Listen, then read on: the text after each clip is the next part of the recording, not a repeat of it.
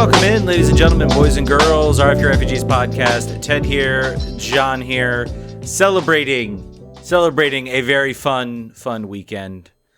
Awesomeness all abound. We're gonna talk about it.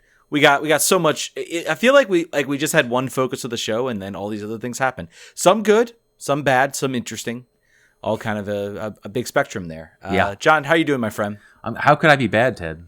After this weekend, how could I be anything other than bad? We are, if you saw it on the Twitter, this is our last live show of 2021, and we've got some exciting stuff we're cooking on. But you cannot be upset about too much this weekend. At least as a Spirit fan, you can be upset more generally, and we'll get into that. But as far as the Spirit goes, you gotta be over the moon. I even got my champion shirt on the second reload from the NWSL store, so. There you go. Yeah, I'm disappointed in the championship. It'll never not annoy me how like the holidays roll around, and it's the same with DC. It's the same with MLS. It's like there's nothing to buy because they all just wait until the season starts. And I'm like, no, you should release your kit now because I want to buy a jersey. Like I don't have my wife has a Crystal Dunn jersey that she got when we went up to a game. I don't have a Spirit jersey on me, and that's something I'm looking to change for next season, to actually have a Spirit jersey. I hope they have a new front sponsor for many reasons, but I would like a new jersey for this team. I am hopeful there's going to be. I think you and me are all hoping there's going to be more championship related items that are for sale. You know, give me that championship swag. It seemed like they were not ready. It happened very quickly, right? The playoffs are not long. Like it's not like a drawn out process like the MLS playoffs seem to be. So I think they're going to spend some time here. I think the demand is not going to wane, right? Like I think that, just if we used, and this is always dangerous to do, but if we use Twitter as the barometer of demand, the demand is high and the demand is deep, but not super wide, maybe. So all the people who want it are going to want it in a month. So yeah. I always like to say Twitter is not a representation of real life. It hardly ever is. No. And we talk about a lot on the show about, how much do the people, we're all really engaged in what's been going on in the Spirit in NWSL. How much are other people really engaged outside of that? And I think that's a good recognition.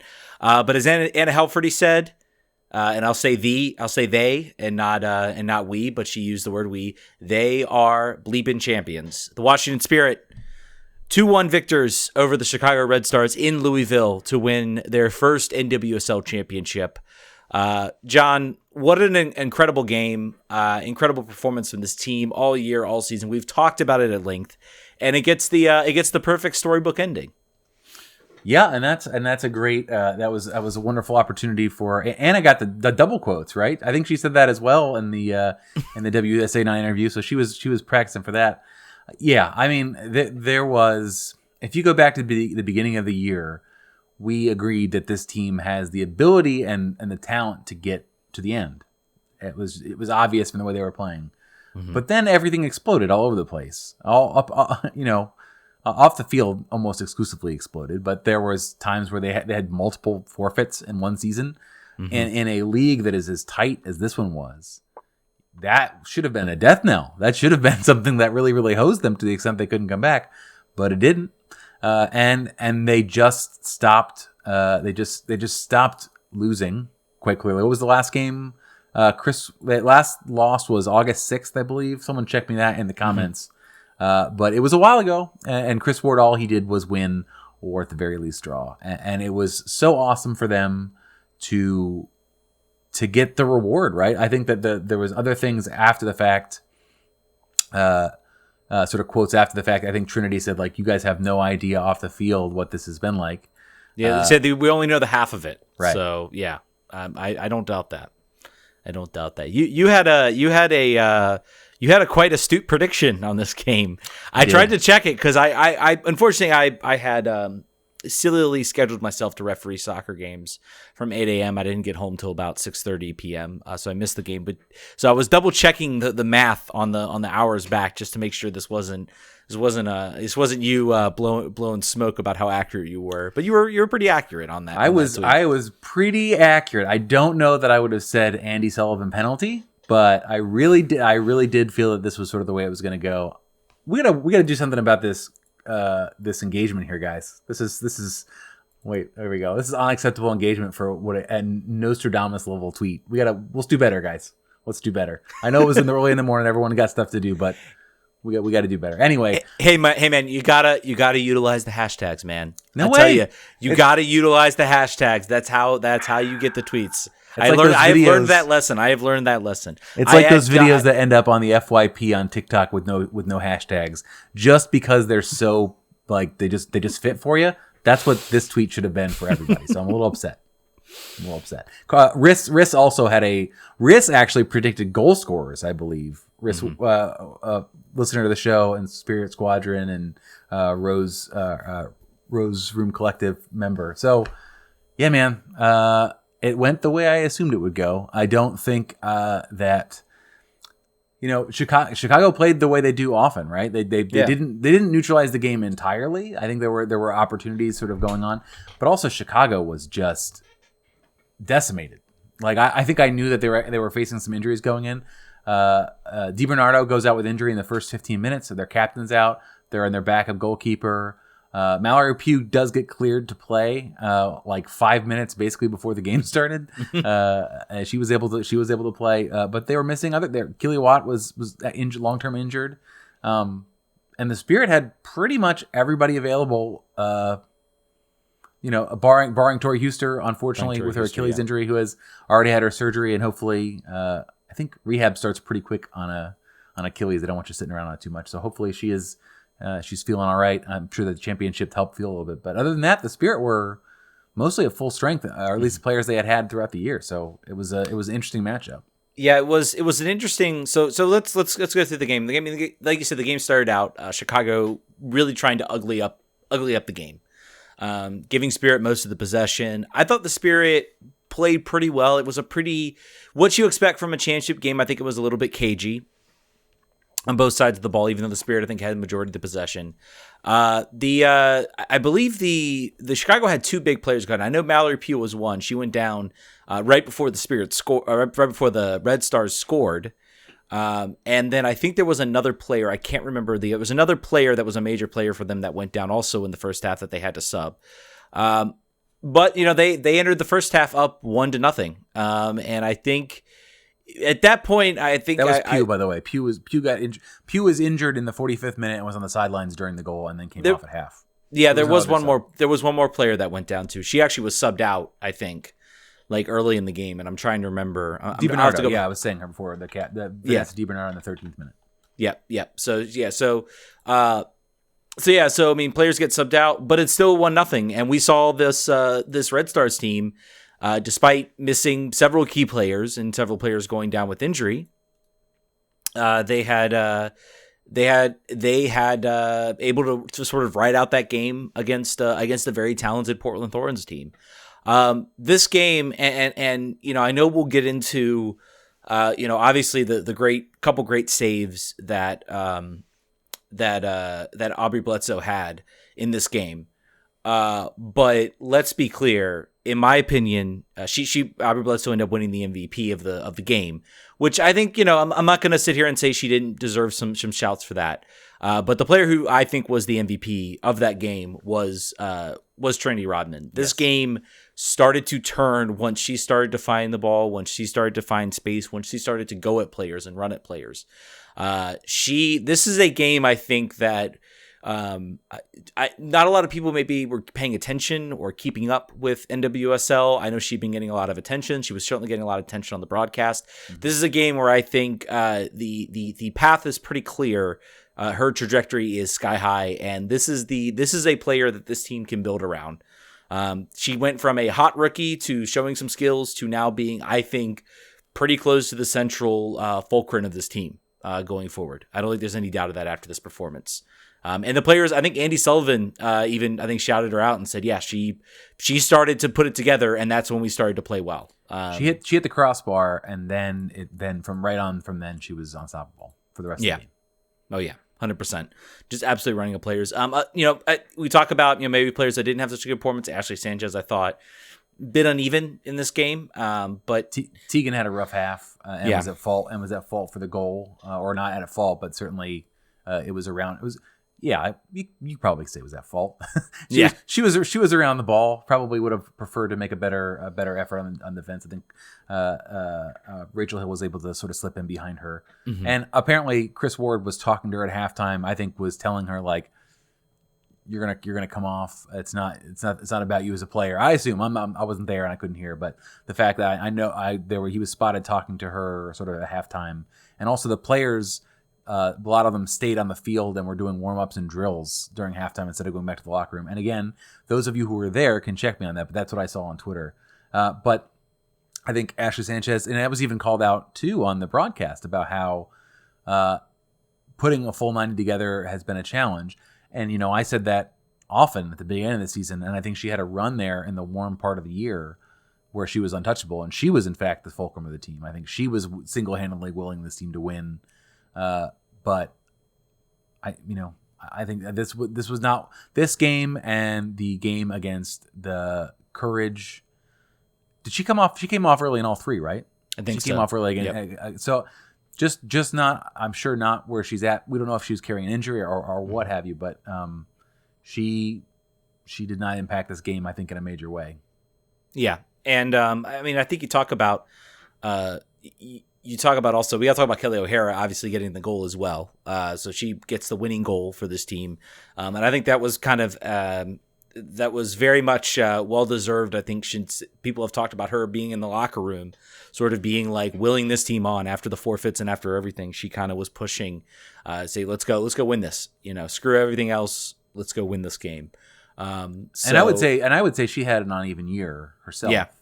Mm-hmm. I think there were very few games where you were like, this is the Kelly O'Hara that, we were hoping we would get. This is the U.S. national team caliber one. So I remember a few. I can remember a couple games where that was the case. The game where she got like a shiv in the eye and got a black eye I think that they won that game. I'm trying to remember where it was. It was a home game in Audi. I just remember that happening. That she played very well. But I think that too, Anna Heilferty wins the penalty for Andy to convert. Not a great penalty by Andy. It went in, so it's good, but not great. sort of slipped under. It was maybe 4 feet wide of the middle and not towards the corner, and it slipped under her, and it wasn't hit with a lot of pace. But again, it went in, so okay. There's an argument to be made that she hits it low, and basically when a keeper's diving, I think those are still. I don't know if it's necessarily a bad. Penalty save or a bad penalty save attempt from the keeper. I just think I think it's incredibly difficult when you're making that dive to then also try to get down to also cover it from going underneath you. So I'm not saying it was a fantastic penalty, but it went in. So yes. we have to be happy about that in any case. Yeah, I'm trying to think of other really things we want to call out from a performance perspective. Bledsoe still had two fairly key saves. I know she had one in extra time. She saved the game. Yeah. That game was so going to PKs. That's the sole reason she won Player of the Match was those two saves in extra time. Yeah, agreed. I think. Yeah, I think she definitely saves the game. She saves the result. I think the 2-1 result. I think if that second one goes in, that second sort of big save goes, the ball ends up going to the back net. We're going to PKs. And I gotta admit, I'm still feeling pretty confident because Bledsoe's been so good that I think we could see that out. But she certainly saved the 2-1 result. Obviously, can we talk about the lameness of the NWSL trophy? Can I just mention how? Oh yeah, God, let's talk about that. Yeah, it looks. Honestly, if that is your Player of the Year award or it honestly, if you look at the I think the the MLS Player of the Year Landon Donovan Award, it's literally just the logo. That's about it. That's about what you get out of the NWSL trophy. If that's your Player of the Year, Defender of the Year, whatever award you want to give, then that's fine. Okay, whatever. I looked up pictures, by the way. They posted pictures of like the WUSA Founders Trophy. Can we just go grab that and can we call it just the NWSL Founders Trophy and just give that out? That's like a proper trophy to give out, and I think they should just readopt it. But Angelini in the chat calls it the NWSL spatula. Yeah. And Brian, if we can get a picture of it on the screen, I think that would be helpful for people who are watching them. But somebody else said it looks like was like salesman of the year award for like a regional sales association. That's what I'm saying. That's what I'm saying. If it was given out for like player of the year, it would be fine. Because that's normally what those player of the year awards are, just like the logo of the league and it says player of the year and that's all you have. But your trophy needs to be something a little more spectacular. MLS had a glow up. I was just about like the MLS trophy is a lot better now than it was. 100%. It is an actual cup, I think, is the most important thing.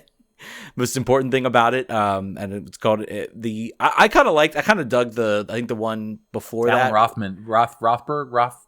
Well, it's always called the Alan I. Rothenberg Trophy. Like that's the thing. We also got to talk about the major departure in MLS, but let's finish up. Yep, let's finish up in order. We'll hit it in order. But yeah, just come on, NWSL, come up with a better trophy design. That's all we're asking. Come up with something that actually feels like it should be a trophy. You should be able to buy that one as like a paperweight on NWSL. There you go. There it is on the screen. And it would be even improved if that whole black thing was part of the trophy, like it was just a very ridiculously large base. Then that would at least be interesting. But as it is, not great. Not really great at all. It's probably going to be. I think it's going to be replaced at some point. Maybe Ally, who by the way, if you watch the broadcast, Ally were apparently credited with expanding the playoffs. That they had done something to expand the playoffs. So the playoffs will be expanded next year because they're adding 2 new teams. I think they'll keep it. They'll keep it the same. I don't think you'll see an expansion of that as I adjust my camera. And as bright as we sort of shift to less exciting news and more sort of depressing NWSL news, it's a reminder for those of you who are streaming, who haven't yet, a reminder if you'd like to subscribe to the stream here using your Amazon Prime sub, go down here to the continue sub or subscribe button and make sure you check the box at the bottom that says use Amazon Prime sub. And then we get a little chunk, and Jeff Bezos gets a little chunk, and it costs you nothing. So that's really helps us out a lot. Yep. And we have, by the way, you can call in 202-709-8441, and we have somebody who has called in, Angus, who was actually there live and in person at Louisville. Where isn't Angus? That's the question. Where is Angus? Angus, welcome to the show, man. Hey guys, how's it going? Can y'all hear me fine? We can. Absolutely. Yep. Awesome. Yeah, it was an awesome experience. Where aren't I, right? It's like me. I'm just trying to be like Doug, right? I was at the USA Mexico game last week, but had to turn around real quick because we went on Sunday to go to Louisville this weekend. And man, Louisville did put on a fantastic event. That city was perfect for it. Happy it wasn't in Portland. Let's just say that. Or at 9 a.m. local time. Yeah. Yeah. Yes. Yeah. Exactly. The facility was great. Louisville Stadium, the Lynn Family Stadium was fantastic. Perfect stadium for the event. It was nice that the Spirit were technically speaking the home team because we were higher seated. So we got the slightly covered section, which kept the sun out of our eyes for the entirety of the game. I feel sorry for the Chicago fans who probably got a very, very big sunburn at the game. One last hurrah, I guess, before the winter sets in for them.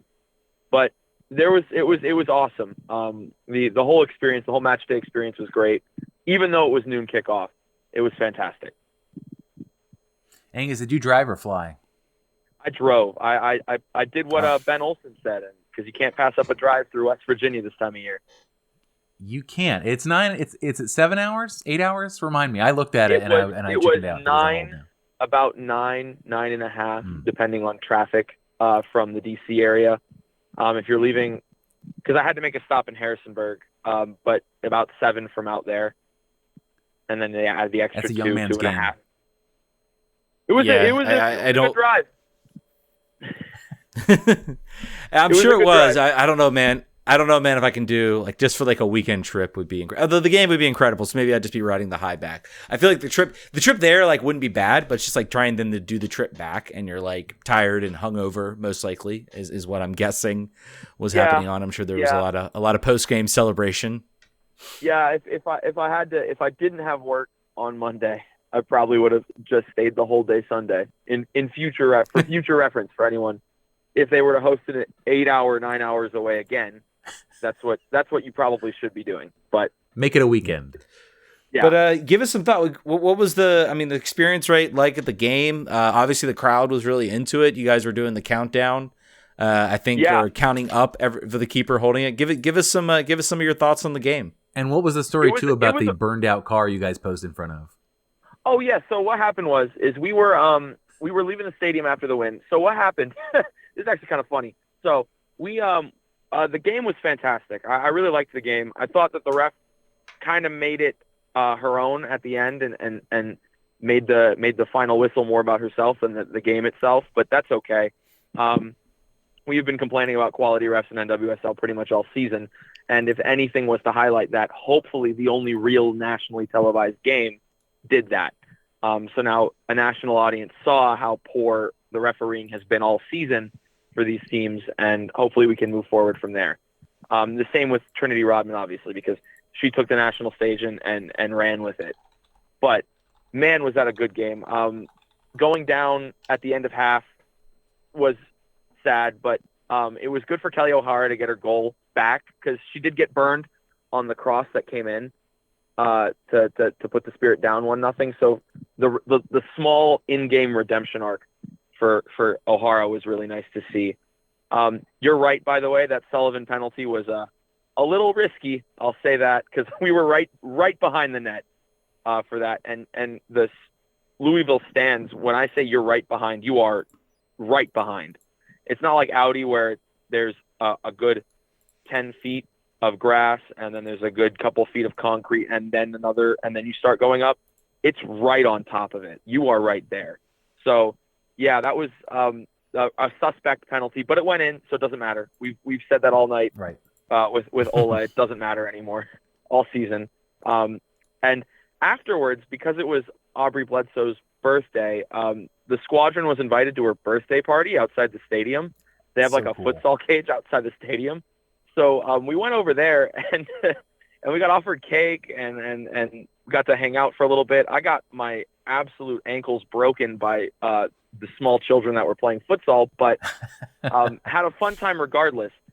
And then we were walking to a post-game bar that also helped host the block party the night before, and we were walking down an alleyway, which is right by the flood walls in Louisville because of the Ohio River, and there was just a car that somebody had abandoned, and other people had decided to take liberties with, I guess. And we just said, screw it. Water Street lives in Louisville. So we took a picture by it. Awesome. Oh, yeah. Yeah. Fun times, man. I'm sure it was a fun party. Anything else before we let you go? No, but if we go next year, you got to go. RFK Refugees on tour. There are a couple places I want to go. I'm thinking the Charlotte away game is something I want to definitely do. That's true. And the Charlotte home game coming up too. That will be at, for sure, obviously. Yeah. Quite obvious. I will be there in my bright orange parka, as you pointed out, Angus. You will not be able to miss me. But also, if they play Charlotte on the road, I kind of want to go to that. I think that would be really cool. That would be a giant football stadium. I think we do have to play them on the road with the new schedule things. We play everybody in conference home and away at least once. There you go. Hopefully it's not too hot. Yeah. Early in the year. That's my preference. All right, Angus. Appreciate it, man. All right, guys. It's great talking to you. Yeah. Take care. And we talk about Angus kind of lit it. If it happens next year, we should do it. Are we looking at the beginning?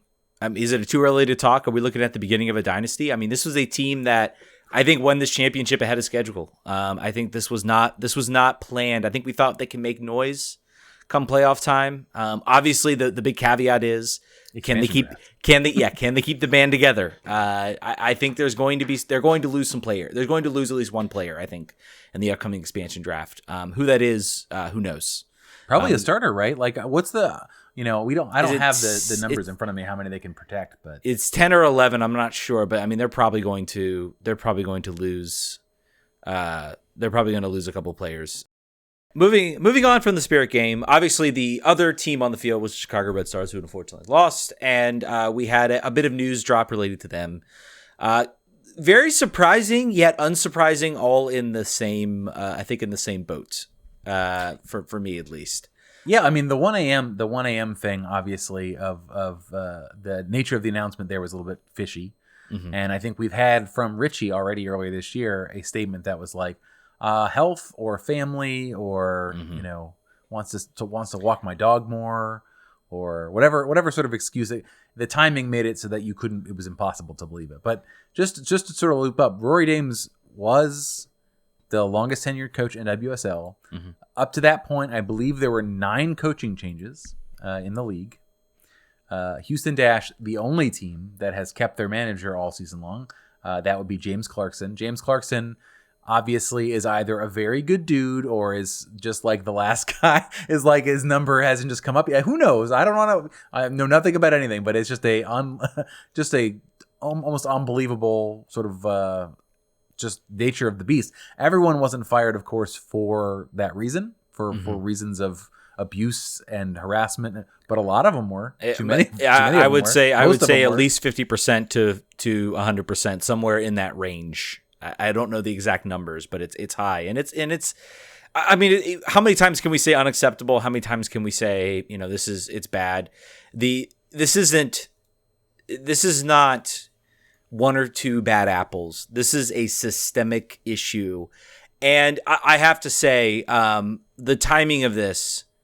If you watch the broadcast, and I sat there and I watched the broadcast, and they actually tweeted, "Oh, we're going to have a State of the League from the commissioner, the acting commissioner for NWSL." And I thought, oh, interesting, because when that happens usually in big MLS events. They bring on Don Garber, and people like Lexi Lawless and others get to hammer them with tough questions about what's going on, what do you think about this, like how are we reacting to this, and Don Garber he gives pretty much your usual fluff answers. Usually, yes. But at least the questions being asked. And I thought, oh, we're going to get like some of those actual tough questions. Nope. It was, they had Ali Krieger on there, and I will not besmirch her. They talked about the need and the importance, but NWSL very much acting like this was all in the past. Oh, this is all in the past. We've gotten rid of everything. Everything's going to be much better now. This is still very much a part of their future, a part of their present. Hopefully it's not part of their future, but it's very much part of their present. And it was incredible. The news, as soon as that story dropped at 1 a.m., I think everybody knew something else is coming. And then Molly Hensley Clancy drops an article from the Washington Post. Just the assassin, just the NWSL assassin is this woman. She has, you talk about somebody who went from no one knowing to probably being one of the most important women's soccer writers out there. As awesome as people like Jeff Kasenoff, people who write for The Athletic and a lot of those other ones. Molly is now officially, I think, she unfortunately has to. This is where I think she's made her name. I think she would much rather make her name in other types of stories. But I think she's made her name in this, and people appear to be willing to talk to her. And this was going to drop, and the team, got rid of Rory Dames, and it more undersells, I think, that he was on the field. He was on the field coaching. They allowed this to happen because the team was on a championship run. I think they knew this was going to drop. I don't want to speak to whether Molly drops the story after the championship game. I'm sure maybe there were some considerations that played into that. I was wondering about that too, because she had asked for comment before the game. Mm-hmm.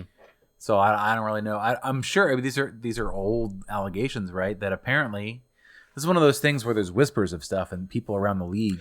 Well, were saying that I've heard some stuff. Mm-hmm. So timing's weird. Yeah. I think it was I understand, I guess, the importance of it. I think, Mali is in a tough place. There's an argument to be made, you drop the story when you have it. There's also an argument to be made, you do have a championship game, and it's not fair to the players who are out there on the field to have to deal with this when they're about ready. It's not their fault. They didn't, choose their coach or choose who to play under. And right after, you still got a great bump as far as attention. Yeah. So from that perspective, it's not like eyeballs disappeared after the game. So yeah, I didn't, hands up. Like, I did not realize this was the Chicago's third consecutive loss in a final. Mm-hmm. Before I did not know that they were the Buffalo Bills of the NWSL, and they're the New England Revolution of the NWSL. I think is there you go. A more apt answer there. But yeah. So anyway, we didn't really get into what the allegations are, and I recommend you read the story in the Post. But essentially, if you were to distill it, it was targeted abuse, targeted verbal abuse, and then inappropriate relationships with players. There's no allegations of anything sexual.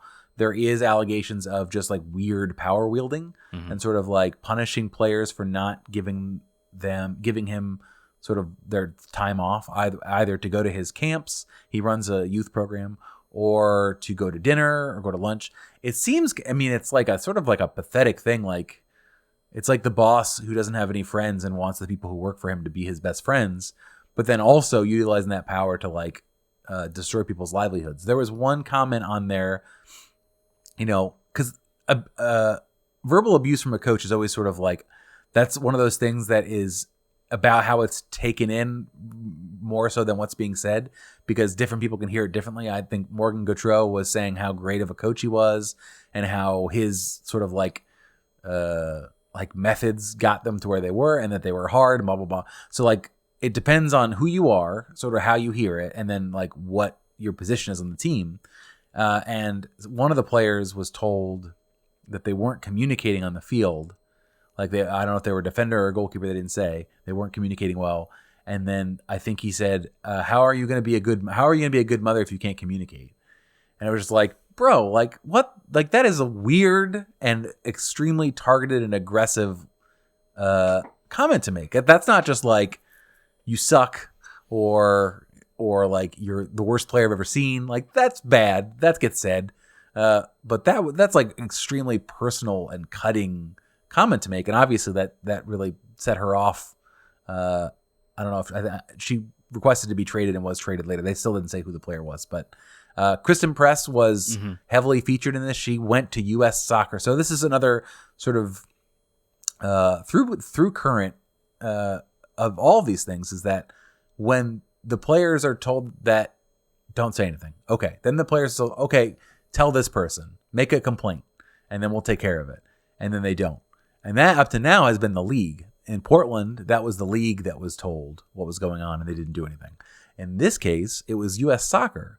And in an even worse, and sort of along the same lines as that mother comment, another shocking element from that piece was Kristen was sitting down talking to Sunil Gulati, telling him about what was going on. And he was like, oh, that's just coach stuff. Like, there's nothing wrong with that. You just gotta deal with it. And as I think Jason Anderson said, it's like the optics, the unmitigated gall of a college professor telling a professional athlete what proper coaching is, and like what the proper level of tone is for a coach or management of. It's just wild. It's just kind of crazy stuff. So the Red Stars, this is the great benefit of putting this out when we put it out. The Red Stars have released a statement now, sort of a day after. Their statement is as follows. We stand with the players who are fiercely advocating for change, and we are committed to doing our part to ensure a safe environment for the league's players, staff, volunteers, and fans. In conjunction with our players, the Chicago Red Stars several weeks ago initiated an independent review of player health and safety and the team's culture and work environment. We intend to implement any recommendations in that review that will strengthen our ability to empower our players, to ensure that everyone's voice is heard, and to foster an environment of continual growth. Weak sauce. Comments are disabled on this. They did not address any of the elements of the Washington Post story. And in the statement, the 1 a.m. statement, they quoted Rory Dames as sort of like how much he missed being on the team. So to me, This reads as, yeah, this from the ownership. This is sort of like how the tone of the statement and how I feel about what the club is saying. Yeah, he did some stuff that was probably inappropriate, and we don't like it, but we don't think that it's necessarily fireable. It's maybe HR or whatever. You can take from that, everyone can have their own judgment on that. The fact that these have been around for a while, I think clearly, if not for the other coach terminations in this league this year, this wouldn't have happened. I think the tone now has been set due to a lot of players coming forward, laudably. Kaya McCullough being the first, and then a number of other players since.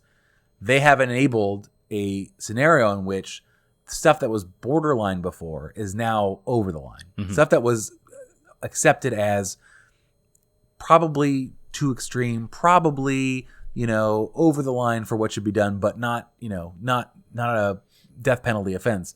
To now everyone is saying, no, the tolerance for this stuff is gone now. We're done with this. We're gonna demand a base level of human decency from all our coaches. They have moved the Overton window in a good way. Yeah, yep. I think that's exactly right. There's something to say for that. Yeah, they've moved that. Look up the Overton window if you don't know what that is. Usually it's associated with a lot of bad things. Our poli-sci degree people over here are loving it. We're coming good on that. But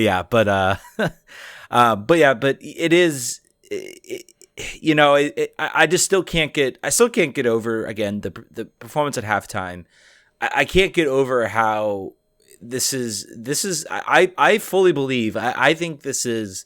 It will not surprise me if another story drops. It doesn't even have to be a head coach. I mean, the question you brought up, I think I talked about this on the pre-show, was like, well, who's left? Like, who's left? I mean, and honestly, there's still assistant coaches, and to say this is a problem. I think a lot of the focus is on women's soccer. This is a problem across the board, and also Rory Dames apparently was a huge part of a youth program.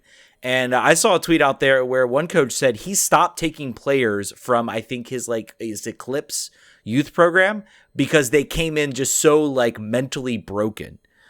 And I mean, these are children, these are kids who, and U.S. Soccer apparently told, you want to play for, the U.S. national team, go play for Rory Dames.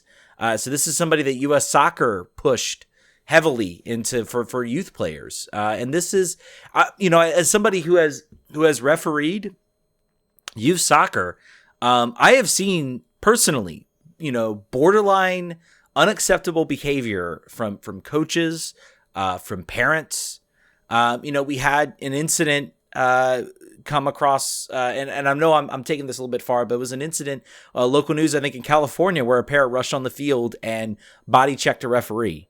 The amount of just unacceptable behavior I've seen, this goes far beyond just women's professional soccer. It's unacceptable regardless. And there's a huge power dynamic that needs to be addressed. There's a reason. Even when you look at with Kristen Press, you talked about her running a trade. She was completely driven through the mud by fans who said, "Oh, she's spoiled. She just wants to go where she wants to go." No, the reason was because she didn't want to put up with an abusive working relationship. She wanted to go somewhere where she could be appreciated, where she could be respected. And I think almost every single one of these instances where you had players leave, or you had situations, I think is going to get a new treatment. Every single trade now the NWSL will have is going to be, well, what else? Anytime you see major trades or eye-opening trades, that's going to be the first question. Well, what's the culture really like there? I think is going to be from now on. So I think there's been a lot of good to bring to light, but the NWSL and U.S. Soccer now need to take the next step, and they need to address the issue and clean out the rot. Blow it up if you have to. This is it's almost becoming exhausting. This should have been a moment where we celebrated the Washington spirit and the accomplishments of the players, even though that's still under the cloud of a bad ownership situation. Yep. I don't know how much more complicated maybe that gets with a championship. Does the value go up? Yep. Does that maybe sure does that maybe drive some things? I don't know. I don't know at this point. But that's going to be a story to watch this year. It was promised that Steve would sell the team. What's going to be the final solution to that? Does this championship maybe cause him to maybe see if he can ride it out? Maybe keep control, and then by then no one's really paying He showed attention. up. He was there. Yeah, he was in the there. fan zone. He was there. I'm not sure if he was invited to the locker room to celebrate. Certainly glad he didn't get his hands on the trophy. I'm very glad that soccer, at the most part, has not adopted the hand the trophy to the owner type BS that we see from in other sports. Looking at you, author blank. But anyway, moving on. So yeah, more bad stuff. Let's transition a little bit. We do have some DC news to talk about. Let's talk about, first of all, the schedule. The schedule is now out. Well, the opening games, and apparently the schedule would be out before the end of the year, which is awesome for people who like to travel. I know I am eyeing that Cincinnati game because my company that I work for sponsors the FC Cincinnati, and they have a business there. So I am going to, if there is a business trip there at that time, you best believe I'm staying through Saturday to go see that game. But DC United opening up against expansion. Charlotte FC, which is going to be cool. February 26th, going to be a cold one. I think all you wusses need to just go out there and enjoy the game. Don't think about the cold. You're going to play. There's going to be games in cold weather. Go out and have fun. That's my thought. Yeah, I will be. So here's the thing, right? And I've talked about it on our Discord. I've talked about a plan that I have hatched myself. Is that after games, what I want to do is post up in the concourse. Mm-hmm. And videotape fans as they're leaving and ask them about the game. I don't know if that weather is conducive to that, like people wanting to hang out. I guess after 90 minutes, if you're in the supporters group, if you're in the stand, you're probably not feeling any pain. You're probably pretty warm. So maybe it'll be all right. We'll see. I've got to book it I'm up in the upper deck on the other side at the far end. So if I want to do that, I might have to figure something out. But yeah, I'm excited. I'm just excited for games to get announced, man. Yeah. I'm a weirdo. I mean, I guess I'm not a weirdo. There's probably a lot of people. As soon as the season ends, I'm super excited. Not because I'm tired of soccer, but because there's so much change coming with an expansion draft, with free agency, with the draft. I guess we can get excited about that. But all of the player movement that's about to happen is to me, almost as exciting as the middle of the season. There's so much stuff that's about to happen that just getting that little drop, that first drop from Don Garber of here's your first little snack. You can watch the playoffs, but really for DC United fans, you know when your first game is, you know who it's against, and you know who your second game is. Yeah. Yeah, and they always do this. I wish they would just kind of drop the whole schedule. I am glad that the schedule. I remember the running gag, of course, used to be the MLS schedule is late because I think at one point because they were going to release the schedule and it ended up being like several hours before they actually had it out, even though they said they would have it out. Yeah, Meg Linehan she was tempting fate. If you don't know the joke there, Meg Linehan, writer for The Athletic, everyone asked Meg when the schedule for NWSL is coming out, and she posted about this like. Sort of tempting fate and torching my own mentions by retweeting this, but boy, wouldn't this be nice if NWSL did this? It would be certainly nice if they did that. But we'll see what the schedule looks like. I'm excited for that drop. I'm sure. Obviously we have the expansion draft coming up. We've already got signings, my friend. We already got players, new players that are going to be playing for DC. DC United, of course, announcing a brand new signing from Loudoun United. As I tried to pull up who exactly it is. Gasao Sumake. Gasao Sumake. Okay, make sure I get that right. I'm glad you took the knife on that. I'll take the knife if the first name is Sumake is for sure right. Yeah. Gasao is I'm about 50% on there. Yeah, from ASC Mimosas in Ivory Coast. ASEC. So apparently we're clearly experts in the Ivory Coast Premier League and how to pronounce all the team names there.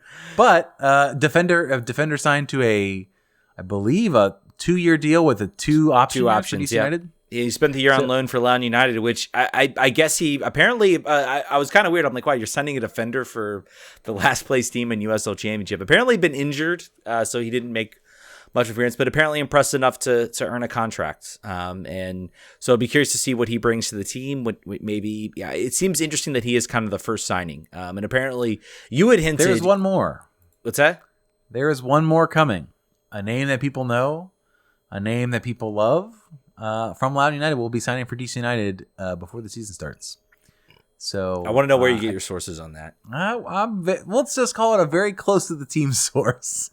A guy who would know.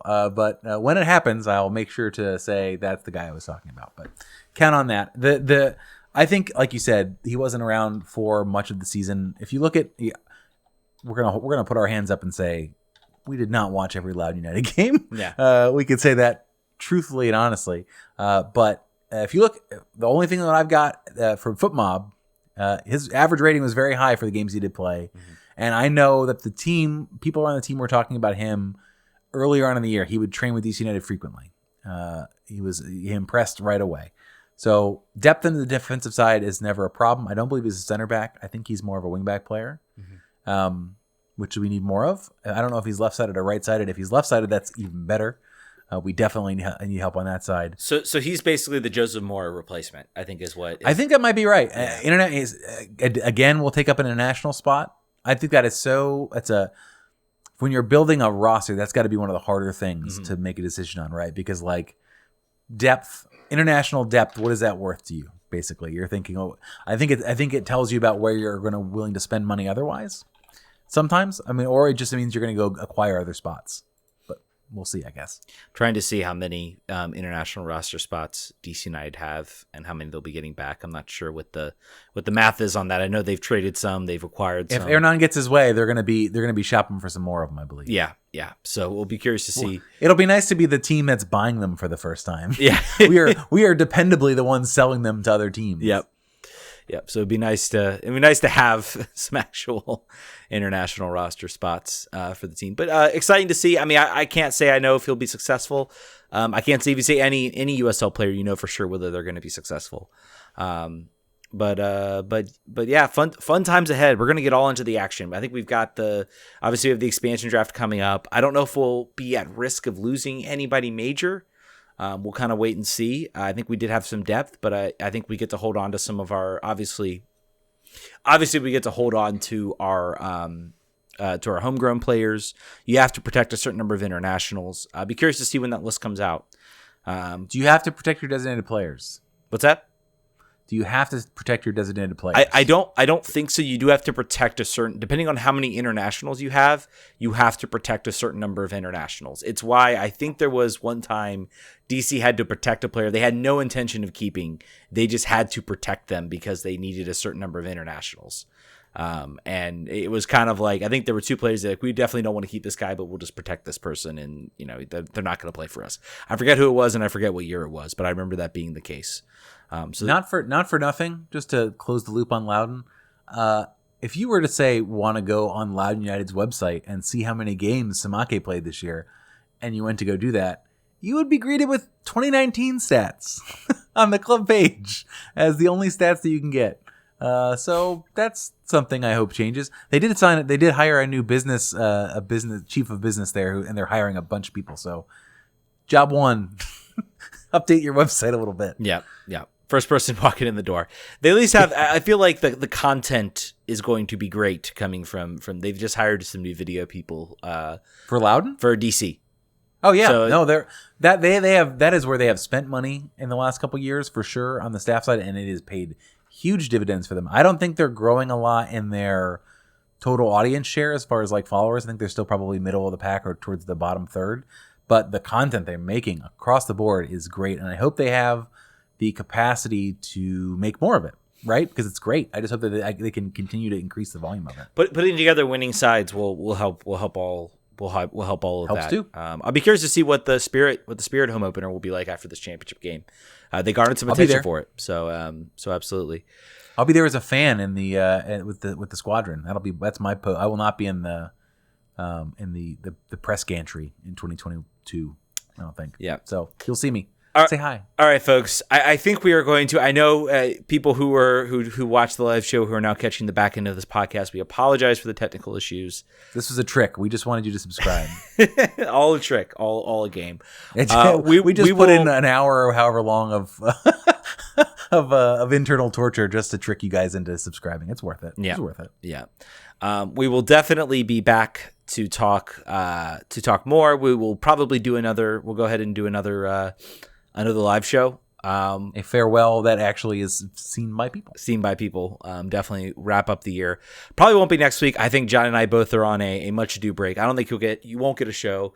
Enjoy your Thanksgiving. We got MLS playoffs on Thanksgiving, so you can cool. so wrestle the remote from your family to turn on some MLS. Turn off the Lions. Turn off the Lions who are going to lose. Turn off Yep. I think probably the Cowboys are playing. They always play on Thanksgiving. Let's see. I'm not even sure who the NFL Thanksgivings are. But this is not a podcast for that. Guys, thank you so much for listening. We will catch you guys. Subscribe, twitch.tv/RFK Refugees. Obviously, follow us.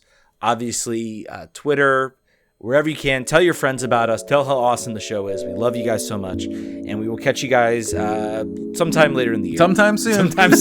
Vamos.